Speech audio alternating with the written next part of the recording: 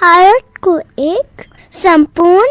प्रभुत्व संपन्न समाजवादी धर्मनिरपेक्ष लोकतंत्रात्मक गणराज्य बनाने के लिए तथा उसके समस्त नागरिकों को सामाजिक, आर्थिक और राजनीतिक न्याय, विचार, अभिव्यक्ति, विश्वास, धर्म और उपासना की स्वतंत्रता, प्रतिष्ठा और अवसर समता प्राप्त कराने के लिए तथा उन सब में व्यक्ति को गरिमा और राष्ट्र की एकता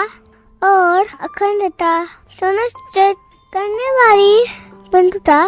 बढ़ाने के लिए दृढ़ संकल्प होकर अपनी इस संविधान सभा में आज तारीख 26 नवंबर 1949 को एतत् द्वारा संविधान को अंगीकृत अधिनियमित और आत्मर्पित करते हैं। जय हिंद।